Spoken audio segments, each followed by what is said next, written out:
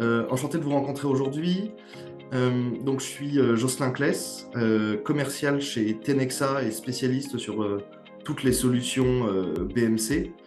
Et je vais laisser la parole pour se présenter à Paul. Bonjour à tous, Paul Dubreuil, responsable de compte chez BMC Software sur toutes les solutions de BMC et notamment celle d'aujourd'hui, Control M. Et je suis accompagné de Pierre, qui je vais Bonjour à laisser. tous, Pierre Clapier pour ma part avant-vente, dédié sur la solution Control M. Merci beaucoup à tous. Euh, L'idée aujourd'hui était de présenter et de pouvoir parler de la solution Control M. Juste avant de pouvoir rentrer dans le vif du sujet, on voulait commencer par au-delà de nous présenter, représenter aussi de manière relativement succincte les sociétés aujourd'hui qu'on représente.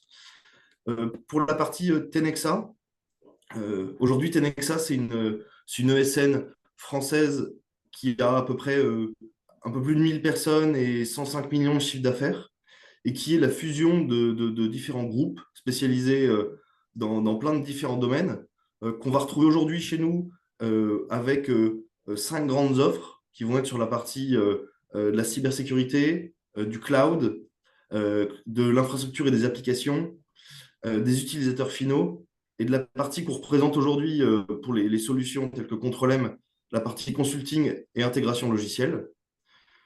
Euh, Aujourd'hui, cette division dans ce groupe-là représente à peu près 35 consultants et 50 personnes en tout qui ont pour mission et pour projet d'accompagner nos clients, nos prospects dans leur transformation digitale pour tous les enjeux d'aujourd'hui et surtout de demain, que ce soit sur des groupes de grande ou de moyenne envergure, euh, principalement francophones.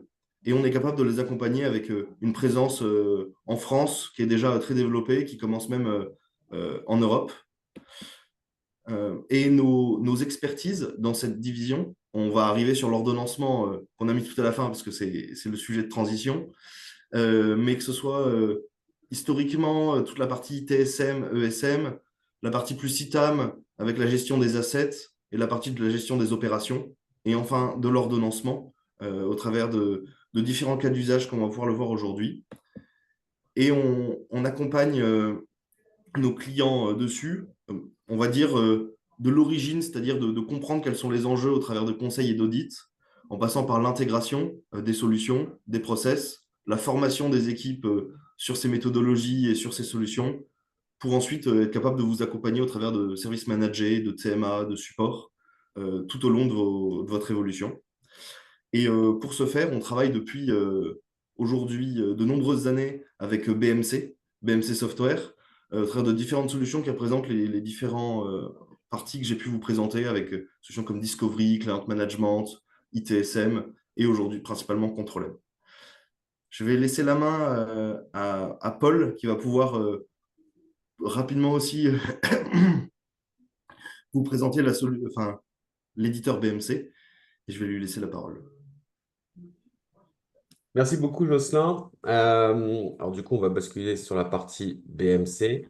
Alors déjà, très belle transition et je te remercie d'avoir expliqué que BMC n'était pas que Control M qu'on présente aujourd'hui. BMC est un éditeur américain qui aujourd'hui propose différentes solutions, alors que ça aille de l'ITSM, de la solution de cartographie du SI, de l'IIOps, aussi de l'ordonnancement. Et c'est ce qui fait la force aujourd'hui de BMC. Le produit phare de BMC aujourd'hui, c'est Control M. Pierre, je ne sais pas si tu peux partager ton écran. Il faut me rendre la main pour pouvoir le faire, Ah, parce que j'étais en train d'écrire rapidement. excusez-nous pour le petit problème technique. Hop, c'est bon, ça fonctionne. Ah, super. Et donc, du coup, BMC, son gros produit phare aujourd'hui, c'est Control-M. Donc, BMC, rapidement, en quelques chiffres, c'est plus de 40 ans d'existence, plus de 6000 personnes à travers le monde, énormément d'innovation, et on est vraiment spécialisé sur les solutions infrastructure, comme vous l'avez compris. Et aujourd'hui, le petit chiffre qui est important, c'est le nombre qui est en bas à droite. Il y a plus de 250 personnes qui sont dédiées à Control-M aujourd'hui sur la recherche et l'innovation à travers la solution. Pierre vous expliquera, ça va aller sur l'intégration, sur le cloud, le DevOps, le data. Enfin, voilà, il y a plein de choses. Pierre vous en parlera juste après, mais c'est vraiment ce nombre-là qui est important. Aujourd'hui, pour refaire un focus sur Control M, on a de très nombreux clients à travers le monde entier. Donc, ça va aller de toutes les sociétés, quasiment toutes les sociétés du CAC 40 à des clients beaucoup plus petits, en passant par tous les secteurs.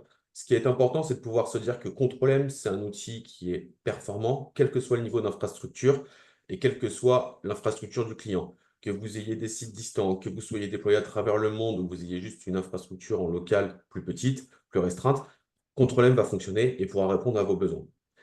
Avant de laisser la parole à Pierre, du coup, je voudrais quand même qu'on se mette en situation. Je pense que c'est important pour que vous compreniez bien où est-ce qu'on agit. Est-ce que vous savez vous-même combien de fois par jour aujourd'hui vous interagissez avec des données, que ce soit sur votre téléphone, votre ordinateur ou à travers vos différents appareils connectés? Je pense que personne n'a la réponse parce que c'est quelque chose qui est tellement ancré dans notre quotidien qu'en fait, on n'y pense pas. C'est quelque chose qui est assez inné. Mais il faut savoir qu'à chaque fois que vous allez consulter la météo, prendre un billet d'avion, consulter vos comptes, etc., il y a des milliers de processus automatisés qui fonctionnent en arrière-plan. Et c'est en fait là que Control-M va agir et va s'assurer que tout se déroule sans aucun accroc. Et c'est là que je vais laisser la parole à Pierre pour qu'il puisse vous expliquer un petit peu plus en détail.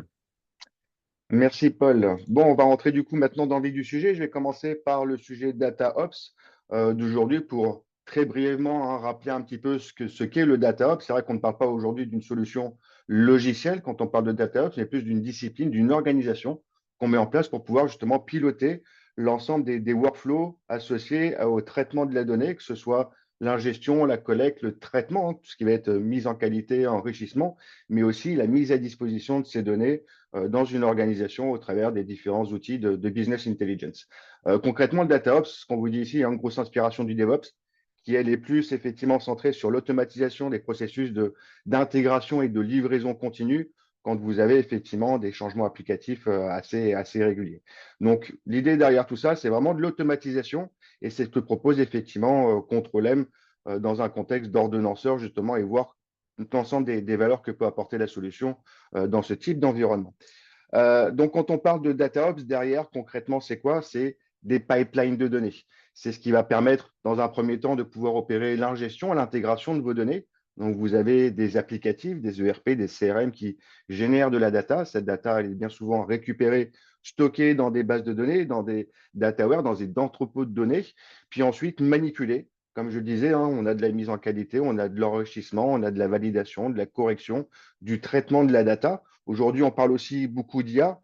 C'est pouvoir entraîner des modèles à partir de cette donnée pour pouvoir opérer de la maintenance prédictive, pour pouvoir opérer de la classification, des moteurs de recommandation.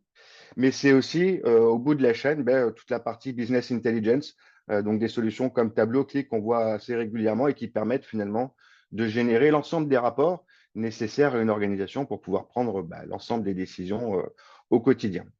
Donc, le rôle de contrôle-M, finalement, il est transverse. Il va permettre à une organisation de piloter l'ensemble de ses traitements, l'ensemble de ses travaux de bout en bout et de fournir derrière à l'équipe d'exploitation au quotidien des interfaces de pilotage, de monitoring, de pouvoir constater qu'effectivement tout se passe bien et si ce n'est pas le cas, de pouvoir très rapidement interagir, opérer des reprises et comprendre effectivement les différents points de blocage. Donc, une des grandes forces aujourd'hui de Control-M, c'est de proposer effectivement un certain nombre d'intégrations natives avec l'ensemble des applications qu'on a pu citer précédemment. Pour joindre un petit peu ce que vous disiez, Paul, précédemment, c'est la capacité aujourd'hui de l'organisation BMC à pouvoir fournir très régulièrement de nouvelles intégrations. Je rappelle, c'est 250 personnes côté R&D et on a entre 15 et 20 personnes qui sont dédiées à la mise à disposition de nouvelles intégrations. Donc, tous les mois, on propose à nos clients 2 à 3 nouvelles intégrations applicatives qui vont pouvoir tout de suite récupérer et exploiter dans Control-M. Donc, l'avantage de ces intégrations natives, c'est vraiment de pouvoir accélérer ce qu'on va appeler le go-to-market. J'ai un cas d'usage, j'ai les intégrations dans Control-M, je vais pouvoir très rapidement mettre en place mon workflow applicatif de bout en bout sans passer par une phase de développement, de m'appropriation des API ou d'utilisation de modes commande divers et variés. C'est vraiment on vise la simplicité, on va dire, et la rapidité de mise en place de ces cas d'usage, de pouvoir opérer rapidement la recette et d'aller très rapidement également sur la mise en production. Donc ça, c'est une grande force effectivement de Control-M et on va faire aujourd'hui également un focus du DataOps dans un monde également cloud, puisque le cloud, le virage du cloud a été opéré depuis maintenant pas mal d'années et on a vu bon nombre d'organisations qui ont transformé leur système décisionnel en allant justement sur ces nouvelles plateformes Pourquoi? Parce que on vous le dit depuis des années, hein, la data, c'est au cœur des préoccupations. Il y a beaucoup de promesses derrière une bonne exploitation de ces données, pouvoir récupérer des parts de marché, de nouveaux clients au travers de différents cas d'usage en fonction des secteurs d'activité. Il y a vraiment beaucoup de valeur à récupérer de ces données si elles sont effectivement bien exploitées. Maintenant, la contrainte, c'est qu'on se rend compte que dans notre système d'information existant, on a un entrepôt de données un peu vieillissant, on a des bases de données vieillissantes également, et des choses qui ne nous permettent pas forcément de pouvoir manipuler des images, de la vidéo, du son. C'est pour ça que bon nombre de sociétés sont allées vers le cloud pour aussi profiter au passage de l'élasticité et de la puissance de calcul qui peut être mise à disposition. Donc, si on doit faire un petit focus, on va dire, sur le cloud, parce qu'aujourd'hui, on le voit, hein, beaucoup de use cases qui sont hybrides, avec des choses qui démarrent on-prem, parce qu'on a toujours des applicatifs historiques, parfois même faits maison, qui font le travail au quotidien, qui génèrent la donnée, que l'on souhaite exploiter effectivement dans nos environnements. C'est pourquoi je ferai un petit focus aujourd'hui sur les trois gros du marché, à savoir GCP, Azure et Amazon. Donc, si on fait un petit focus sur la partie Azure, donc on va proposer effectivement, comme je vous disais, des intégrations natives avec toute la partie traitement de données, mais aussi la partie stockage, ainsi que la partie containerisation, compute, qui va vous permettre effectivement de provisionner automatiquement, dynamiquement des infrastructures au besoin et de pouvoir traiter la donnée de bout en bout, encore une fois, hein, de l'ingestion, du traitement jusqu'à la restitution. Donc, pour chacun des cloud providers présents ici, je vais vous donner quelques exemples et de voir un petit peu la correspondance côté contrôle M. Donc, imaginez, hein, quand on parle de data, je vous l'ai dit, on parle aussi beaucoup de data pipeline. C'est ce qui va concrètement permettre effectivement d'adresser de bout en bout l'ensemble des besoins autour de ces données. Donc, imaginez une organisation avec en local des fichiers générés par des applicatifs tiers, un ensemble de bases de données clients. On va parler même de master data management si on le souhaite. Une brique SSIS qui est plutôt là pour faire de l'intégration de données, qui va permettre effectivement l'alimentation potentiellement de l'environnement Azure associé. On parle donc Azure AD Agent 2 et Azure Blob Storage pour toute la partie stockage et Data Factory qui peut venir effectivement en complément pour pouvoir, encore une fois, manipuler ces données, l'enrichir, la classifier et la mettre à disposition dans l'entrepôt de données d'Azure aujourd'hui, appelé Synapse. Donc, ce cas d'usage, typiquement, quand on le retranscrit dans du contrôle M, c'est tout simplement manipuler les différentes intégrations natives que je vous ai présentées précédemment, de construire ce workflow de bout en bout et de pouvoir tout simplement piloter cet ensemble au quotidien. Donc, on le verra au travers d'une petite démo par la suite, mais ça se constitue vraiment très facilement. C'est concrètement du dessin. C'est du glisser-déposer. J'ai juste à sélectionner l'intégration dont j'ai besoin. On le verra, il y a quelques champs à renseigner, mais c'est quelque chose de très léger une fois qu'on a les paramètres connus. Et ensuite, ce que vous voyez là, c'est aussi la vision en termes de monitoring. Si j'ai un incident, typiquement sur une journée donnée, je vais pouvoir déjà dans un premier temps comprendre l'impact de cet incident sur le reste de mon workflow, mais aussi aller opérer le troubleshooting, faire le diagnostic de cet incident et mettre en place une reprise du service très rapidement. Allez, un deuxième exemple, toujours sur Azure, donc sur l'analyse de données, hein, généralement c'est ça aussi, c'est alimenter toute la partie tableau de bord, reporting de l'organisation.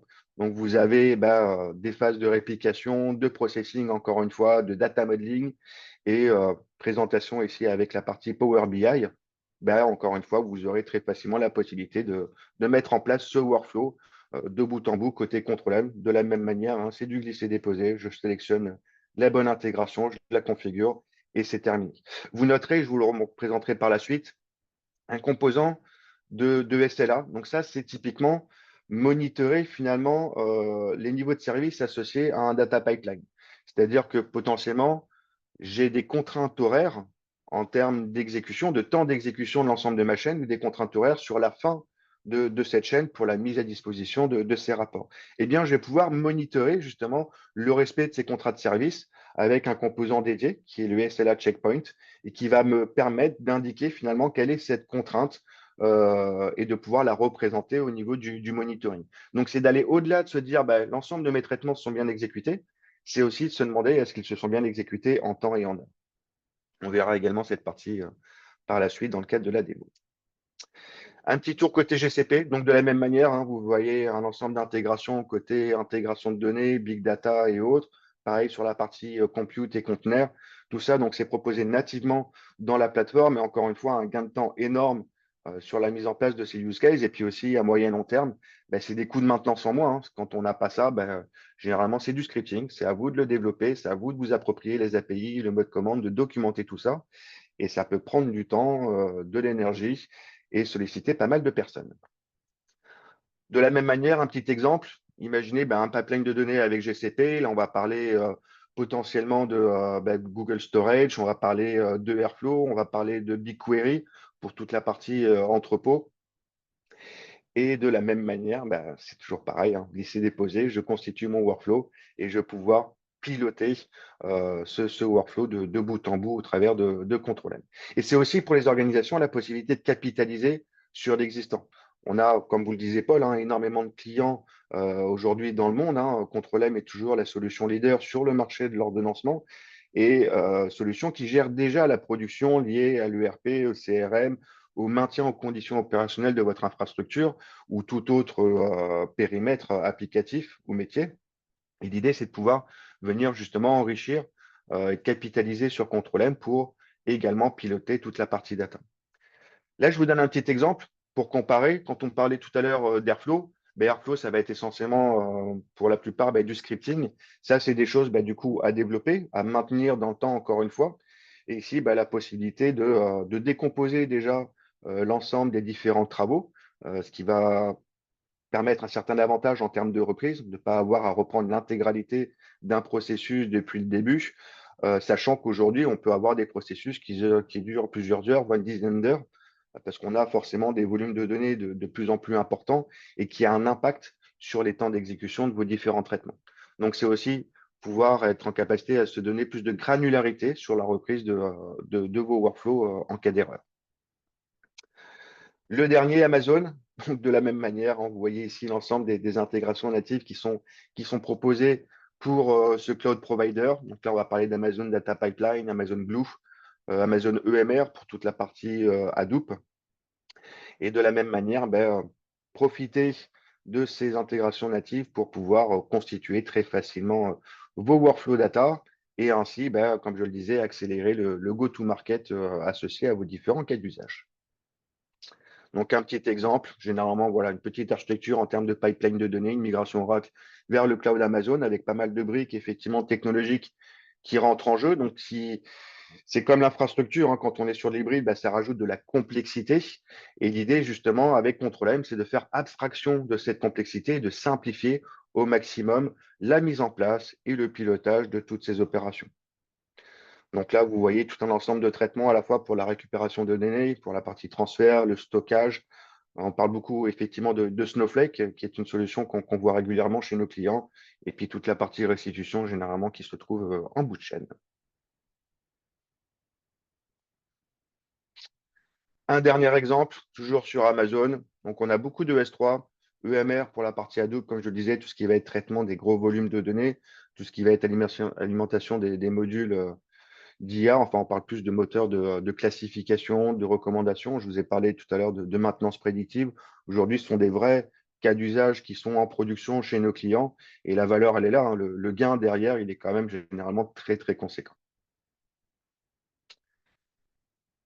J'avance et je conclue sur la partie, on va dire, présentation, slideware pour basculer par la suite côté démonstration. Je pense que parfois, c'est plus parlant de voir directement les interfaces et de se rendre compte effectivement comment tout ça est construit. Donc, pour rappel, hein, alors, petite note, effectivement, je ne l'ai pas dit, mais vous voyez effectivement deux logos en haut, BMC Control M et BMC Helix Control M, qui correspondent finalement à la version SaaS de Control M. Control M, aujourd'hui, vous pouvez le déployer dans votre infrastructure avec voilà, un serveur central, des agents que vous déployez sur vos serveurs. Et Helix Control M, c'est la même chose, mais en mode as a service, c'est-à-dire que BMC va héberger et maintenir effectivement l'environnement de design, de pilotage et autres, et vous n'aurez qu'à gérer de votre côté les agents à dispatcher à la fois dans votre data center, mais aussi chez votre cloud provider si nécessaire. Donc, pour rappeler très brièvement l'ensemble des valeurs ici qui sont proposées de Control M dans le cadre d'une orchestration des pipelines de données, C'est tout simplement, premièrement, la vision centralisée et le pilotage de toutes les opérations que vous pourriez avoir autour de ce traitement des data, de leur restitution. Donc ça, c'est un premier point, au même titre que ce qui est déjà fait aujourd'hui quand on parle de production informatique. Aujourd'hui, c'est plutôt effectivement dédié à la partie ERP, maintien de conditions opérationnelles de l'infrastructure. L'idée, c'est d'avoir une vision entière de tout traitement qui s'opère aujourd'hui en production. Le deuxième point, je l'ai mentionné également, c'est la gestion des SLA. C'est que généralement, les solutions d'ordonnancement sont plutôt dédiées à des profils techniques au niveau de l'IT, au niveau de l'équipe d'exploitation. Le fait de mettre en place des SLA d'une vision au travers d'une interface web, ça va permettre à l'ensemble des acteurs d'avoir une vision synthétique, claire, sur le bon déroulé de l'ensemble de ces processus, l'ensemble de ces data pipelines, mais aussi de s'assurer du bon respect au niveau des SLA, au niveau des contrats de service qui ont été définis précédemment. Et enfin, tout ce que je vous ai montré aujourd'hui au travers d'une interface graphique web, il faut savoir qu'on a la possibilité de le faire au travers de ce qu'on va appeler le Job as Code. Donc, c'est la possibilité de pouvoir développer tout ça, d'administrer Control-M, de designer, de piloter au travers d'un simple fichier JSON qui est intégré dans un environnement de développement et qui permet aussi par la suite de rentrer effectivement dans une organisation DevOps, de pouvoir automatiser l'intégration et la livraison continue de tous ces développements. Voilà pour la partie slideware. Ce que je vous propose, c'est de basculer rapidement sur la partie du coup démonstration. Et ensuite, on a encore un petit peu de temps pour la partie questions-réponses. Donc, comme je vous disais, Control-M, c'est une interface web, simple URL, un user et un mot de passe, et vous pourrez effectivement vous connecter très facilement. Donc, il y a généralement deux grands domaines dans Control-M. Le premier, c'est la partie planning. C'est là où on va designer l'ensemble des workflows. Et la partie monitoring, c'est donc tout ce qui va être le pilotage au quotidien de ce qui a été développé. Donc, comment ça se passe? C'est très simple. Comme je vous le disais, c'est vraiment du dessin. Il faut juste savoir effectivement ce qu'on configure. Là, j'ai juste spécifié ici la notion de sys standard. Ça aussi, c'est un petit plus côté Control-M. C'est la possibilité de pouvoir contraindre tout ce qui va être convention de nommage, normes et standards ou certains paramètres. La production, concrètement, c'est carré. On a défini des normes et standards et on souhaite ici s'assurer que l'ensemble des développeurs respectent bien les normes définies. Donc, on est face à une feuille de dessin. La première étape va être de sélectionner les différentes étapes de notre workflow et donc les différentes intégrations qui sont à notre disposition. On parlait tout à l'heure de transférer des fichiers, par exemple, dans un premier temps. Donc, il suffit juste de sélectionner l'intégration, le type de traitement associé, de faire un glisser-déposer dans une notion de folder, dans un dossier, qui va permettre de gérer toute la partie planification et d'ensemble d'autres paramètres.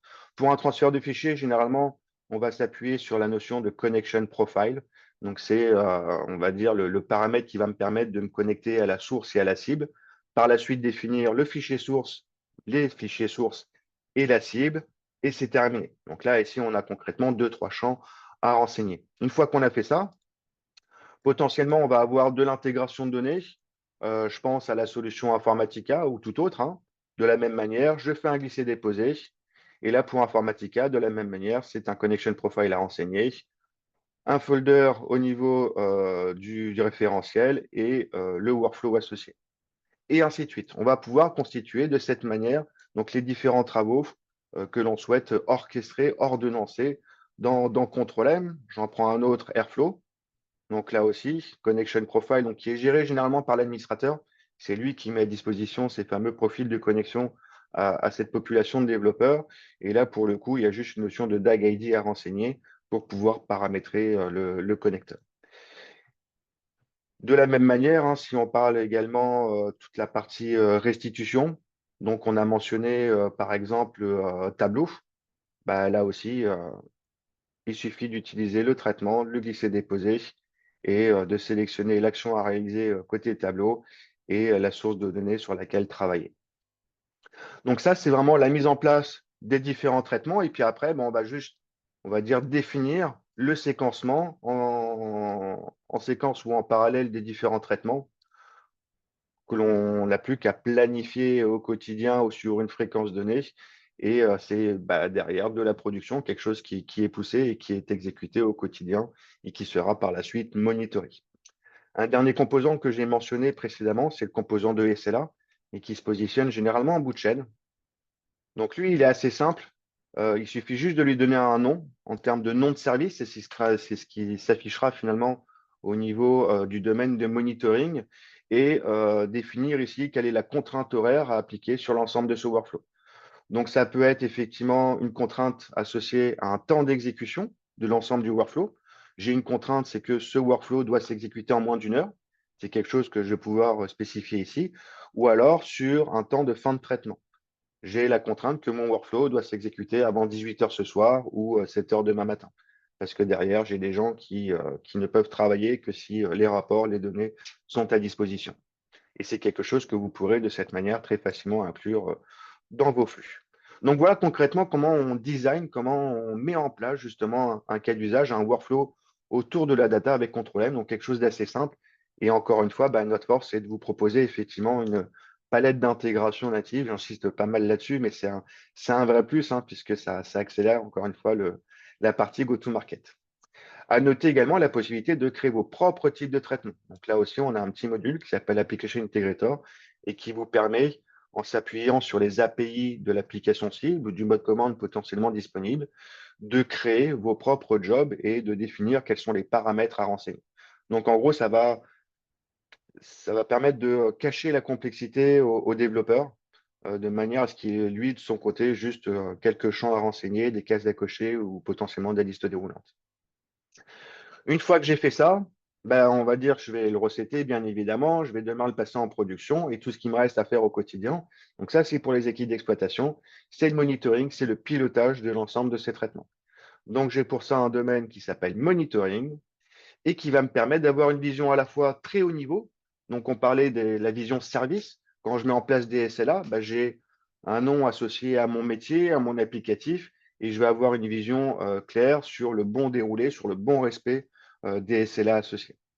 Donc là, je suis sur un environnement de sandbox, c'est pour ça que vous voyez un petit peu plus de rouge que de vert, mais concrètement, normalement, tout se passe bien. Tout est censé être en vert. Ce qui va être intéressant aussi, c'est qu'on va pouvoir identifier ici certaines dérives de temps d'exécution.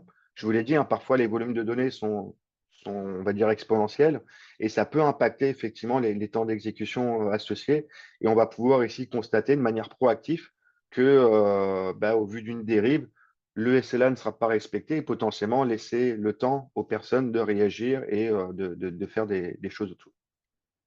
Sinon, la vision de l'exploitation de manière très classique, c'est une vision qui peut être à la fois graphique, donc je vais retrouver ce que j'ai designé précédemment graphiquement avec l'ensemble des séquencements de mes différents traitements et de pouvoir suivre ici en temps réel le bon déroulé de ces traitements. Donc à partir de là, j'ai toutes les actions de pilotage, pouvoir accéder au log technique d'exécution. Et si il y a un problème, je vais pouvoir faire le diagnostic rapidement de ce qui s'est passé et de pouvoir opérer le troubleshooting, mais aussi toutes les actions de reprise, de pilotage associées. J'ai un incident, je vais pouvoir le relancer, je vais pouvoir potentiellement le bypasser. Je sais que j'ai aucun moyen que le traitement s'exécute de manière correcte. J'ai malgré tout pas mal de choses qui sont par la suite conditionnées. Je vais pouvoir simuler le fait que le traitement soit bien exécuté pour débloquer la situation. Après, quand on est sur des productions conséquentes, généralement, on ne va pas forcément utiliser la partie graphique telle que je vous la montre ici, parce qu'on peut vite arriver à ce qu'on va appeler un plat de spaghetti. On va plutôt utiliser le formaliste où là, typiquement, je vais avoir un suivi chronologique linéaire de l'ensemble de mes opérations sur ma production. Et puis, généralement, les pilotes, au travers d'un filtre assez simple, hein, c'est moi ce que je veux monitorer essentiellement, c'est ce qui me concerne, c'est tout ce qui est en erreur. Et là, je vais pouvoir vraiment faire un focus sur toutes les anomalies.